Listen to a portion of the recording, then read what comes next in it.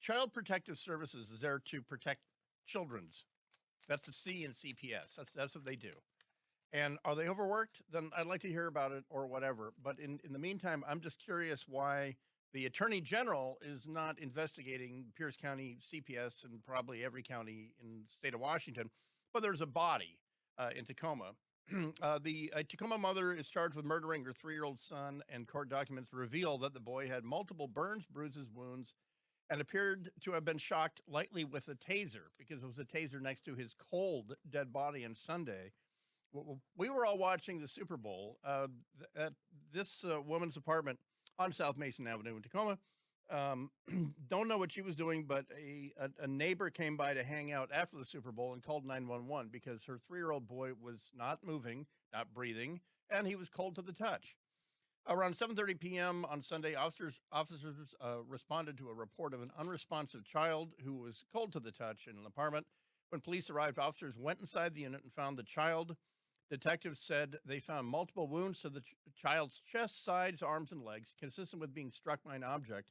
Also, multiple areas where the victim's skin was red and appeared to be burned.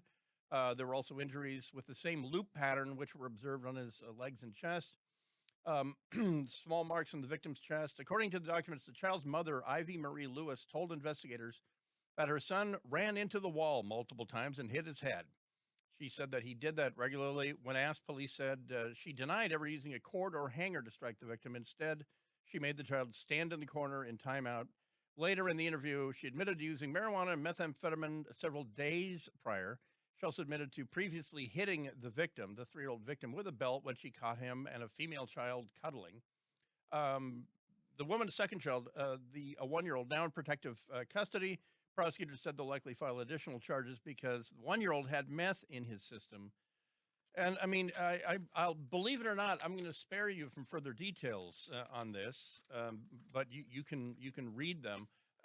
Here's the part where if you're saying, well, like, why is the county responsible? I mean, they can't be in every apartment. Oh, no. These people, this woman and her 2 children were already in the system. You see, when the dead 3-year-old was 10 months old, he was taken from her because she was a raging drug addict. At some point, she got custody of that child back, and he was dead on Sunday. The 1-year-old had meth in the system in the hospital. They were in the county system. They were in the system, meaning mandatory visits, mandatory urinalysis, the whole thing. So when asked for comment, Fox 13 obtained a comment from the Department of Children, Youth, and Families for information about the CPS case involving Lewis. Wrong question to ask, by the way. The statement was, quote, most child welfare records are confidential and we cannot comment on an active law enforcement investigation, close quote. But you can comment on an active CPS case, not the details, but who was a caseworker, when was the last visit, was the parent, was the custodian of the child passing urinalysis on a monthly basis, weekly basis, whatever. When was the last time a state or county employee laid eyes on this 3-year-old? Because even meth heads don't wake up one day and say, well, I think I'll buy, by the way, the taser was next to the kid. By the way, I think I'll make a whip out of an electrical cord and buy a taser so I can start tasing this 3-year-old who keeps running into the wall. They don't do that. That's the quick answer on that one. They don't do that. Drug addicts have children so they get money, not because they love kids. Okay, that's what she fought to get the kid back. And if she played a role or lied or whatever, who knows? But she got the kid back for that monthly check and then had another kid for that monthly check. But that's what drug addicts do. And any caseworker worth their salt should know that. So I just want to know because, and I'll send a link out to it. If you want to be horrified, there's a Netflix documentary called The Death of Gabriel Fernandez about a real life case of a kid in my daughter's old school district who was tortured over years and succumbed finally to his injuries. His postmortem was jaw-dropping.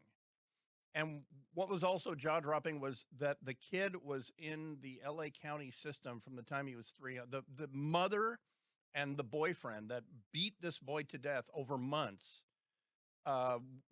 was under uh, county orders, had caseworkers, had many caseworkers familiar with this. Also, every mandatory reporter along the way, teachers, nurses, whatever, but nothing was done.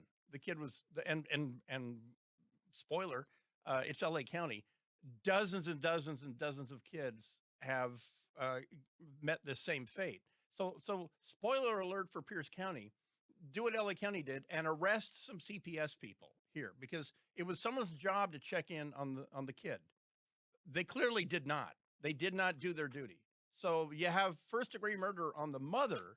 If I was on a Pierce County jury and the caseworker was in for third degree or second degree, got to tell you, I'd want to hear their story.